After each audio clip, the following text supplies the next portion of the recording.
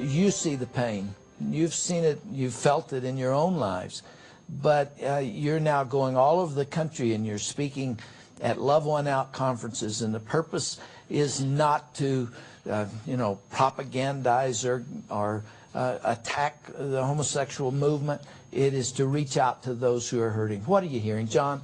What are people saying to you out there? Well, we have a very difficult job because, as Doctor alluded to earlier, our country has been brainwashed very successfully to believe that this is an unchangeable condition. People are extremely skeptical, even those within the church. However, the few men and women, and there's probably less than 25 of them, that are willing to put their lives on the line and speak out. And we have ministered through Focus on the Family for almost 4 years in the Love One Out ministry that we do around the country. And the largest audience are parents, people like you, who love their children desperately. But no family's perfect. And we all make mistakes. And these parents come up to us crying, put their arms around us and say, "You represent the hope for my son or daughter." And that's why we need to support this kind of work. There are very few people that are willing to stand up. Dr. Dobson's one of the few evangelical leaders that will stick his neck out, and his head's always being chopped off by the media and even the church. We don't want to face this, but we must, because even though for the past 20 years the percentage of homosexuality has hovered around 3%, I'm convinced, and those of us that study this feel it's going to increase, because as Dr. Dobson said, children are impressionable, and the gay activists are going after your children. Not too long ago, I was speaking in a church in Ohio of 2,000 people, and I was talking about what the governor in California did in signing this legislation into law. And as I announced it, there was this blank stare from the congregation, and I got upset. And I said, "Did you hear what I said?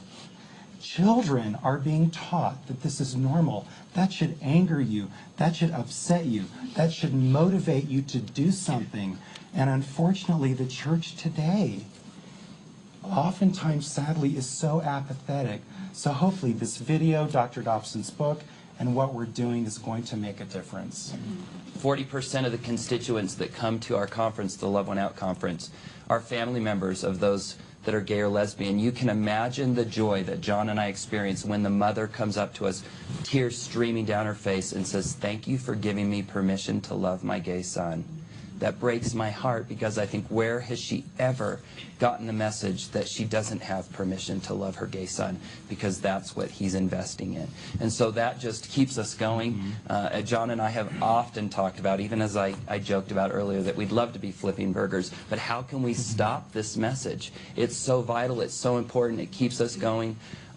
My wife is very supportive of this, and she speaks about her issues as well, where we can admit our faults, where we can admit our flaws, because that's truly when the healing is going to take place. And I feel bad, Dr. Dobson, actually, for people that aren't able to express as John and I are, and have to keep those secrets. When we go to the conferences and speak, people say, "I don't know why I came. I came because this was a Focus on the Family event." But afterwards, they'll come up to us and say, "You know what? I've hidden an adulterous affair in my life for years, and you've given me hope to see that the church will embrace me and will love me if I confess this, and I'm hoping to find the same freedom that you have." You know, when the Love One Out conference comes to a given city, there's usually an organized opposition. The media gets upset, and there are pickets and so on. And some of those folks, the homosexuals, come in and listen to you. What happens at the end? I'll tell you about the last conference we had just 3 weeks ago in Atlanta, Georgia. What we wanted to do when we started this in 1998 was present education, to give people something they couldn't find anywhere else. And that's a lot of fun. That we have something that you don't have, and we want to give that to you. But as time went by, we found that as our conference day ended, there was something missing and something left out. So we decided we would give people an opportunity. The last conference, we gave this, and I spent some time explaining to people what had happened during the day. 75 people walked forward out of a crowd of 600. I went off the stage, went back, talked to the speakers. An hour later when we were leaving, there were still people up front. And when we asked those that prayed for those individuals, we said, what were people coming forward for? It was for a variety of reasons. Heterosexual fornication. Repenting of their hatred towards gay men and gay women. Right. People saying, no longer am I going to be silent. I'm going to talk about this. Tremendous blessing. I'll never forget another conference. A lesbian couple walked forward and said, we want to give our lives to Christ. We want to change. We want to overcome lesbianism.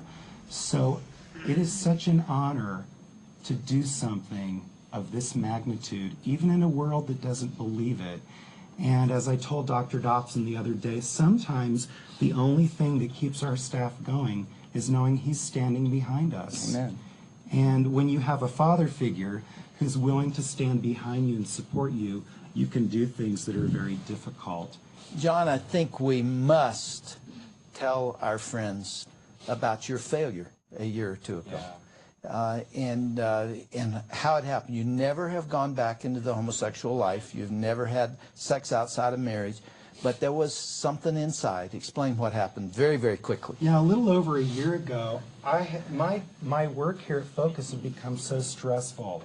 As you can imagine, we're in the forefront of the media. When you've been on the cover of Newsweek magazine, you walk in the grocery store, and there you are, and your parents see it, and your friends from high school see it, and the headline is Gay for Life, and you feel like hiding under a rock, and you're being attacked. Well, I had come to the place in my ministry where I felt like I could not be vulnerable anymore. Because we're so disbelieved, I felt like I had to have my act totally together, that I couldn't struggle with homosexuality, that I couldn't be tempted, so I pushed those temptations and struggles underground. And I didn't talk about them anymore. And when I was in Washington, D.C. on a trip for Focus, my temptation and my curiosity got the best of me, and that rebellious spirit crawled up in me, and I went into a homosexual bar. And I thought, I have not even been tempted to do this for 15 years. Why am I here? And as I sat on this bar stool, I started talking to another man who I noticed had a wedding ring on. And I said, why are you here? You're married. He goes, well, you're married too. Well, someone spotted me in there and, of course, blasted it all over the media. And what happened was God took me through a very healing journey of cleansing and repentance and forgiveness and discipline. And brokenness. And brokenness. And really, I have to say at this point, you never realize how much your wife loves you until you go through something so difficult. And to see Christians not sugarcoat things, but to say in the midst of this, we need to get you counseling, we will give you support, you will be accountable. I am a better man today than I ever was before, and I think it's good because people have to see us, that we are vulnerable, all of us as Christians, but then we can go on after making a mistake. Thank you, gentlemen. And would you all...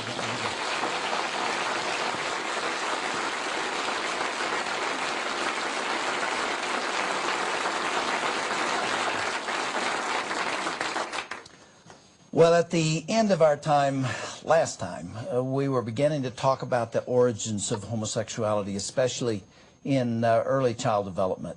And when that subject comes up, one name stands before me as the foremost authority on this topic, and his name is Dr. Joseph Nicolosi. Dr. Nicolosi is a psychologist in private practice. He's a clinical psychologist. And he has just written a book called Preventing Homosexuality that gets into those developmental factors. And I think you will find this very, very enlightening in understanding where this developmental problem originates and how we can deal with it. And so let me welcome now, and would you help me welcome Dr. Joseph Nicolosi.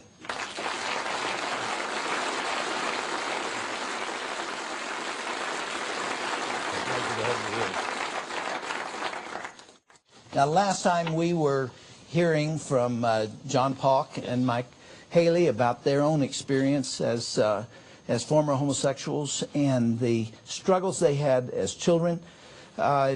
Describe for our audience here and for those who are watching on video, what was going on there? How did they get in difficulty, and why did they take that turn? And why have so many millions of others taken the same path? Well, it's interesting because John and Mike offered two kinds of father patterns that are negative. One was an absent father who just did not get involved, and one was a critical father. And those are the two combinations we talk about, emotionally distant or critical father. And that's the two combinations that we try to avoid, rather than an affirming father. Of the mother and the father, both of them were important in terms of the formation of the boy's identity. But we put the emphasis on the father, because the boy has to make that bonding with the father. You have written in your book, and again, it's not yet published, but I hope when it is, that every parent of boys and girls will read your book. It is that significant, and you've allowed me to quote quite a bit of it in my book, Bringing Up Boys. But you have talked about homosexuality as a developmental problem, that it occurs from the relationship between the mother and the father, typically. Now, there's child abuse and there's all kinds of other things that are going on. But describe that primary relationship difficulty that leads in this direction. Well, basically, both boys and girls are first identified with the mother. The mother is the primary love object for the boy and the girl. But the boy has the additional developmental task of disidentifying with the mother and connecting with the father. And that's extra work for him to do, which the girl doesn't have to do. The girl maintains her primary relationship with the mother, and that's where she gets her femininity from. So when the boy has to disconnect with the mother and connect with the father, you need both the cooperation of the mother and the father. The mother has to be willing to let him go, and the father has to welcome him. And when you have an imbalance in one of those two, you can have problems. This is called the gender identity phase. We're talking about really 1.5 to 3 years old. It's a very critical time when the boy discovers that the world is divided between male and female, and which one will he be? Yeah. You, in fact, talked in your book about the fact that boys are not born knowing how to be male. Exactly. They have to learn that. Robert Stoller said, masculinity is an accomplishment. It's an achievement. And this might explain why we have more male homosexuality than lesbianism. Some people say 2 to 1, 5 to 1, 7 to 1, because it's easier to be female than it is to be male. If you do nothing, the male will not become masculine. Something has to happen. So-called primitive societies, we have rites of initiation, male initiation rites, but we don't have that. We're losing sight of that. Everything is co-ed activities. So the boy needs special help in making that masculine adjustment. Well, let me put that into my words and then you comment on it. At the moment of birth, of course, the mother is extremely important to the boy and continues that way until about 18 months of age. And then at that point, most mothers can attest to the fact that they can feel and see the boy begin to pull back from her just a little bit. And in a normal developmental process, he gradually detaches from her and then differentiates his self-concept, his gender identity, by linking himself to his father, occurring very, very early. Very, very months. early, 18 months. All right, and from there to 5 years of age, that role modeling occurs. The father is desperately needed at that time to affirm that boy, to care for him, to teach him what it means to be a man. Many men, many boys of all ages have no clue what it means to be masculine because they've never seen it modeled. Exactly. It's certainly not on television. They have not seen it in the movies, and many of them have not seen it at home. And the problem is that we also have to avoid cliches and stereotypes of what masculinity and femininity is. The example of the boy cooking, and he'd rather cook than go fishing. Someone was saying that in the camping situation. That's okay. We don't have to make the boy feel bad about that, as long as you have an emotional connection with the boy. If the boy feels good about the father, we talk about father salience. Salience has two characteristics, benevolence and strength. The boy has to see the father as good and strong.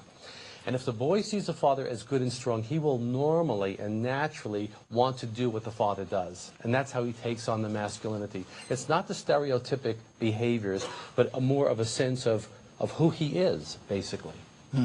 I saw it in our own home. I think I've mentioned this already in one of the videos, that when our son was 5 years of age, we would go out to get in the car. The whole family was going to go to eat. And there are 4 of us, a boy and a girl, and Shirley and me. And Ryan would very typically say, "Hey, Dad." I'd say, "What?" He'd say, "Us guys will sit in the front seat. The girls will sit in the back seat." Now, he wasn't lording this over his sister and his mother. He was saying, "I'm like you. I'm a guy like you. Us guys are going to sit in the front seat." And that was a healthy thing, you know. He was identifying with me. He's saying, "I want to be a man like you." A little twist on that, my interpretation, the first time I've heard this, I think he was lording it over it. The boy has to feel... Well, I didn't want to say that. Part of being a boy is feeling that being a boy is special. You're lucky to be a boy. And I know that sounds chauvinistic, and we'll teach him later about reality, but right now, at that point, he really needs to feel that it's special. You know what? I affirm that. I went to a hunting trip in South Dakota recently, and there are about 20 people there. And I've done this for 7 or 8 years. I go every year with about 20 guys. And this year was the first year that the women have been invited, and a few sisters. And some of the boys that are invited are pretty young. One of them was 11 years of age, and he deeply resented that. He resented the fact that the women were invited. Now, it made for a very fun trip. You know, some of the women hunted, and some of them stayed in the lodge, but it was neat having them there. So I didn't object to that. But he did, and I understood it. And he felt like, man, this is a guy thing. This is something us guys do together. And he resented the fact that his sister and his mother were invited to come along. And this is why this co-ed activity is really not such a healthy thing, I think. Boys need to be separate to affirm their masculinity. They need to be away from girls, have that distance, so that they can be so solid in their masculinity that then they can return to women, but return to them as men. So it's like a pendulum. You leave the mother, you deepen your sense of masculinity, and then with that, you can return to women and be in relationship with them. All right. Now, the question that begs to be asked is with regard to prevention. You've written a book called Preventing Homosexuality. The question is how? What do you do when a family comes to you and they've got an effeminate boy, he wants to wear girls' clothing, he is beginning to sound and talk and look like a girl. What do you do when the family comes to you? First of all, basically what I really wind up doing is telling parents to do what in their gut they want to do. They know there's something wrong with it. They want to take action, but they're intimidated. They're getting mixed messages. They're getting confused messages from the media, from teachers, from other counselors. They're said, don't do anything. Your son is gay. If you try to change him, he'll be traumatized, etc., etc. We give the opposite advice. Father, get more involved. Mother, back off. And consistently tell your son he's a boy. And when the boy does something effeminate, you say, you don't want to do that. That's what girls do, and you're a boy. And being a boy is special. So you're not shaming him. No, you avoid the shaming. Yeah. But you are teaching him that there is something. Being a boy is special, and mommy and daddy love you and are happy when you're a boy. And what we can accomplish in 3 or 4 months with the cooperation of mother and father takes years to be done with adult homosexuals. Now, that's a problem for both mothers and fathers. For mothers, they feel rejected when they see their sons pull back. They do. And for fathers, a particular boy might not be a good fit with that father. A particular boy may have a sensitive spirit, may not be able to throw a football, may not sound like a boy. And the tendency of that father is to pull back himself. And if that happens, then the boy is going to gravitate to the safe place. Absolutely. The father has to go against his inclination to be turned off by the boy's effeminacy. And, you know, we talk about how the mothers are resistant to give up their sons, but I can tell you, I'm glad I have an opportunity to do it on video, the fathers are the most resistant. Mothers, if you give them a program, they'll do it. But the fathers are most resistant. They just don't do what they need to do. Why, Joseph? At their personality, or it strikes something inside of themselves, some insecurities or inferiorities or doubts about their own masculinity. But even though these fathers are shocked when I tell them that there's a statistically a 75% correlation between boyhood effeminacy and adult homosexuality or bisexuality or transvestitism. And so they're shocked to hear the statistic, but they just don't do it. And I have to continuously coach these fathers to get involved with their sons and make that emotional connection. I hope you all heard what he just said, because you won't read that anywhere else, where you have a very effeminate boy who is beginning to show signs of this gender identity crisis. You call it pre-homosexuality. It's a pre-homosexual condition. There is a 75% chance that that boy will go on to develop full-blown homosexuality. Absolutely. Especially if he goes to school and he hears... Oh, they'll be affirmed. Yeah. And you have a window there that you can deal with it. Absolutely. Can it be prevented? Absolutely. Absolutely. If you have the cooperation of mother and father, if they work together as a parental team, you can turn these boys around in about 3 or 4 months. In my book, Bringing Up Boys, in the chapter called The Origins of Homosexuality, which leans very heavily on Dr. Nicolosi, I quoted a letter that was sent to me a while back from a boy, and this is what he wrote to me, and I would like to read it. He's 13 years old, and I would like you to comment on what's going on here. If you have no compassion for homosexuals, listen to this letter and tell me how you would feel if this was your son. Dear Dr. Dobson, I've been putting this off for a long time, so I'm finally writing you a letter. I'm a 13-year-old boy.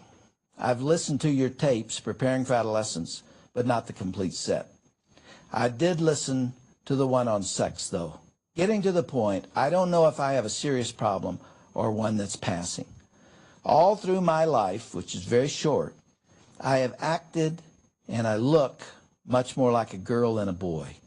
When I was little, I would always wear fingernail polish and dresses and the sort. I also had an older cousin who would take us as little cousins into his room and show us his genitals. I'm afraid I have a little sodomy in me. It was very hard for me to write what I just did. I don't want to be a homosexual, but I'm afraid, very afraid. That was hard to write too. Let me explain further. Through my higher grades in school, I'm in the 7th grade, kids have always called me names, gay, fag, and so on. That seems to go along with it, doesn't it? And made fun of me. It's been hard. I have masturbated, I guess, and gone too far. He then describes some behavior that I won't subject you to. That sounds very bad and looks even worse to read it. I pray that nothing is wrong with me. Very recently, I've done such acts as looking, maybe lusting, at myself in skimpy underwear. Whenever I wear it, I feel like sexual sensation. Yesterday in the bathroom in front of the mirror, I wiggled my body very rapidly, making my genitals bounce up and down. I get a little bit of that feeling mentioned above as I write this. After I did this, I immediately asked God to forgive me. I went into the shower, but did it again there. I prayed more, and I felt very bad. Listen to the conflict that's going on in this boy, and especially with regard to guilt and his relationship with God. I talked with one of my pastors, and I told him at that point that I probably preferred a man's body over a woman. Now, that was hard to say. He said he didn't think anything was wrong with me. I don't know how else to say it. He apparently thought it was passing, but I felt very badly, and I want to know why. The pastor mentioned above is one that I go to for advice very often. I have been baptized, and I'm well liked in church, I think. I'm afraid that if I'm not straight, that's much easier to write, I will go to hell. I don't want to be not straight. I don't try to be not straight. I love God, and I want to go to heaven. If something is wrong with me, I want to get rid of it. Please help me? Mark, what agony at 13 years of age. So painful. Now, his pastor told him that it's just passing. Of course, That's because he didn't know what else to advice. say. Yeah. And he didn't know what else to say because we're not training pastors and we're not training counselors what to say. They just don't know what to say. What would you have said to him if he'd come to you? Well, first of all, you hear the pain. I tell clients when they come in, your problem is not your homosexuality. Homosexuality is not about sex. Homosexuality is about a deep sense of pain, a deep sense of alienation. This is a very lonely, suffering kid. Where are his parents? That's the first thing that came to my mind when he was putting the nail polish on. So there's an emotional pain. And sex is used to cover up the pain of alienation, the pain of feeling different, the pain of feeling weak. And I really, when I do this work, we get to shift away from homosexuality and focus on the pain. And the pain is not belonging, not feeling connected. That's why it's not a sexual problem, it's a gender problem, it's an identity problem. Well, if his parents had read the literature that's out there today or had watched television, they would have believed, first of all, that this was a genetic difficulty, and secondly, that if they didn't encourage it, that they would warp him forever. Well, we're seeing the benefits of this sort of parenting. I mean, the kid is still unhappy. Could you have helped that 13-year-old? Oh, definitely. Definitely. Sure. Yeah. And to show him, first of all, again, that it's about that sense of pain and alienation that's your real problem. We talked earlier about pre-homosexuality. In your book, which I've quoted here, you said there are 5 characteristics that parents need to look for in that condition. And then if they see those characteristics, they really need to address them and get help from somebody who understands what you have talked about. Number 1, repeatedly stated desire to be or insistence that he or she is the other sex. 2, in boys, preference for cross-dressing or simulating female attire, and in girls, insisting on wearing only stereotypical masculine clothing.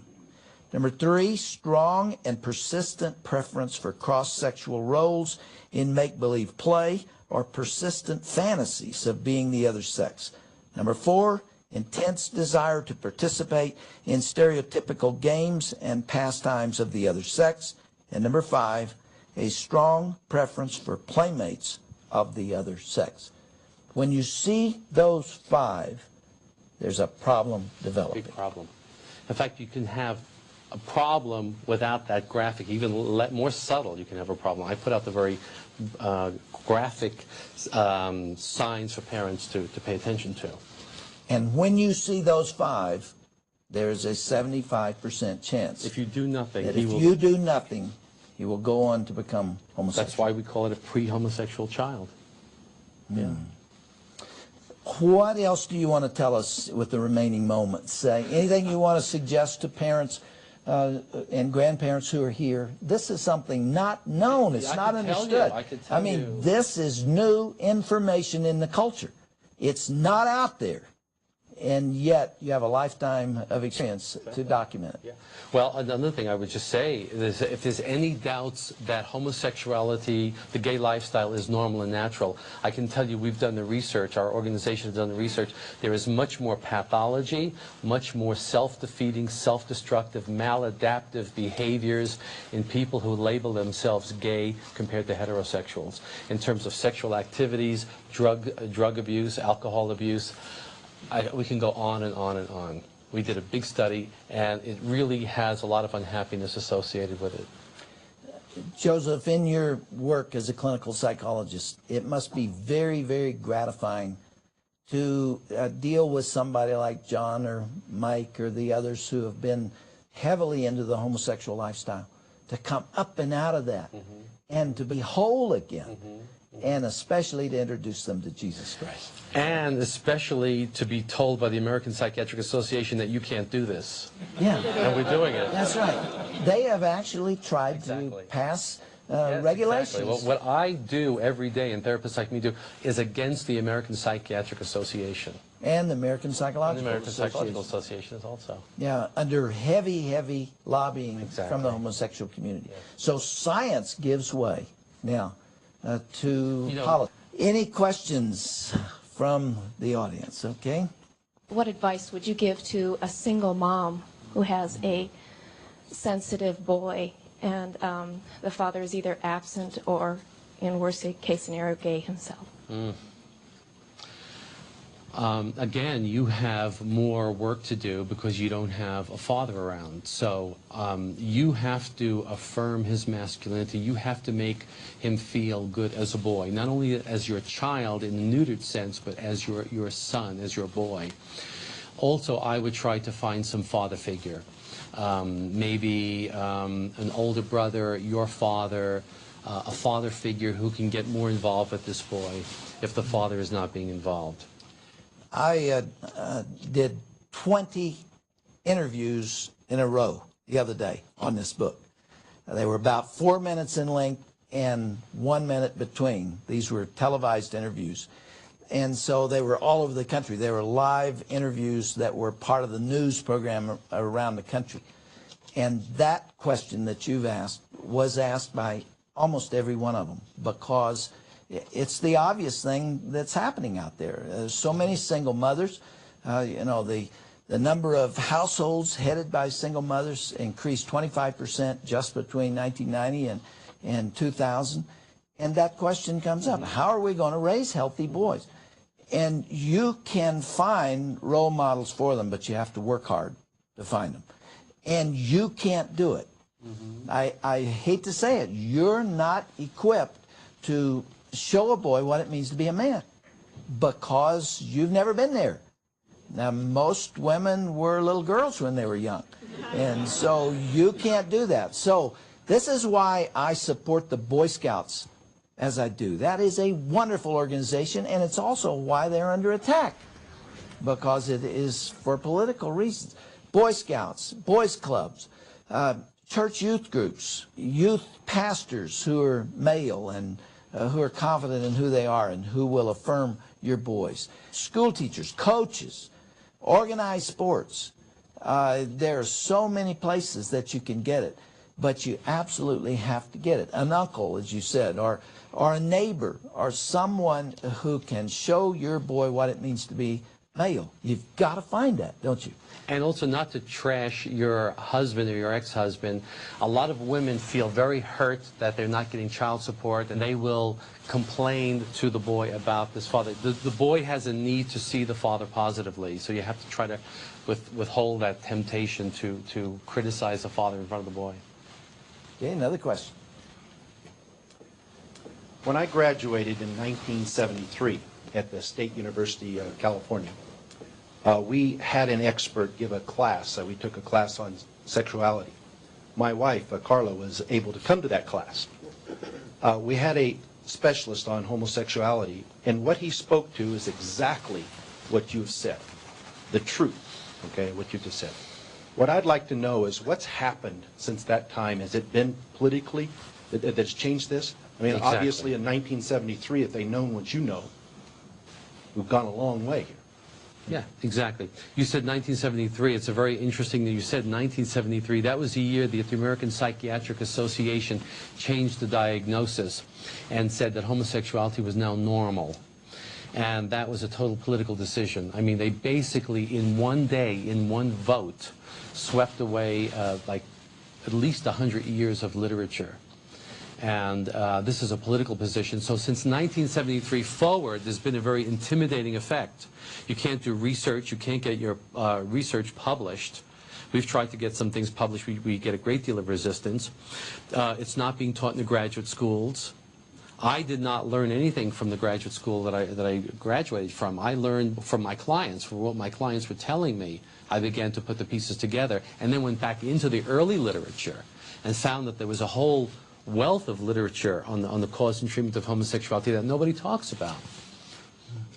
It's very interesting, too, that the man who was most responsible for that decision in 1973 by the American Psychiatric Association, Dr. Spitzer, That's right. has now recanted. He's come around. And he has had the courage to say, I was wrong. but he was vilified for doing that within the profession. The one person who's responsible for that decision is Dr. Robert Spitzer. And recently, a couple of months ago, he said, if my son was gay, I would hope that he would go to therapy for change. Now, of course, he angered his supporters, his gay supporters, but he's been coming around. And he also said that he felt that as someone who was instrumental in changing the '73 decision to normalize homosexuality, he feels that he was somewhat responsible for the spread of AIDS. Interesting. And he is Jewish. And he is very liberal. Very liberal. And he would not agree with us on anything. And he was able to find 200 people who had successfully come out of homosexuality and had made a heterosexual adjustment. There's the hope, folks. They can beat it if they get the proper treatment, but it's hard. I think it would be really wrong to imply that this is duck soup, because it's not. It's very, very difficult. And that's why I'm so proud of the two gentlemen on our staff, John Polk and Mike Haley, because they've invested the hard work necessary to accomplish this. The pain is so deep when you see your friends who have homosexual children buy the lie. They will accept what their gay child tells them, that, well, it's impossible to change. So you just got to accept me the way I am. So they say, okay, I love you, son, but will not accept the fact that change can occur. What kind of intervention? What is possible to break the cycle of that buying the lie? You could tell them that change is possible, that you've heard about it, you've heard people speak, you've read books, you've attended seminars, you know that people can change. And if they're honest with you, they'll tell you, I never felt connected to my father, I never felt my father really loved me, I was too enmeshed with my mother, I found that I had to be involved with my mother to meet her emotional needs.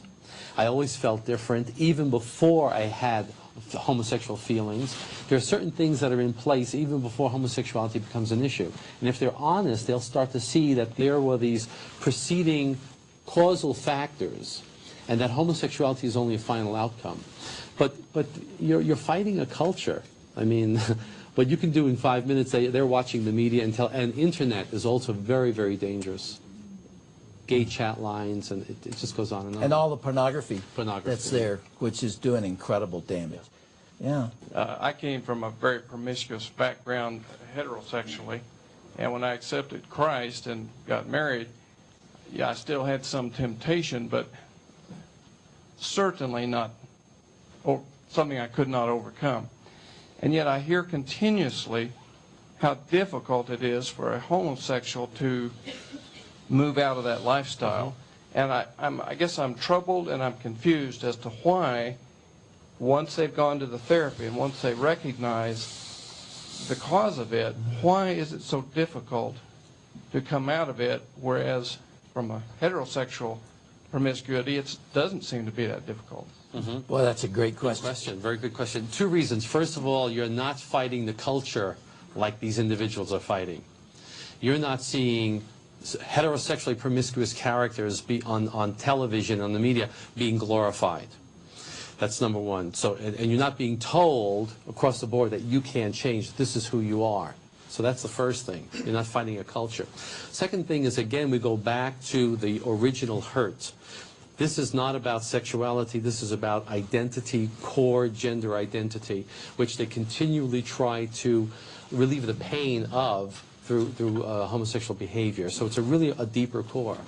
You know, what's interesting to me, Joseph, is that the intensity of homosexuality compared to heterosexuality is almost off the chart. It is off the chart. You know, and that's an interesting question too, because what heterosexual do you know whose politics is determined by their sexual activity, whose reading material, whose vacations and trips, whose work assignment, and whose passion in everything they do is governed by their sexuality? Exactly. Where does that intensity come from? Because that goes to the question we were just asking. It goes to a desperate attempt to solidify and reinforce a lie. That's basically it. They have bought a lie that cannot be substantiated biologically, in nature, in any other way. And they are continually promoting, it's like a cult. In many ways, you can make the argument that the gay community is a cult, in the sense that it's a false idea that is constantly being reinforced. Anne Heche, who left Ellen DeGeneres, she came to realize that she was not lesbian, and she has been tortured by the media because she's no longer the idealized model of the lesbian. And so there's a constant need to really punish the person who wants to leave. And linked with it all is the pain of early childhood and that sexual identity crisis. Well, thank you all for participating with us today and on the previous video. Dr. Nicolosi, you're a national treasure, and I appreciate what you stand for. I pray that a large secular publishing house will publish your book. There's a lot of resistance to it, and the big houses are leery because they'll be vilified if they do that. I'm thinking that you're a national treasure. Well, thank you, everyone.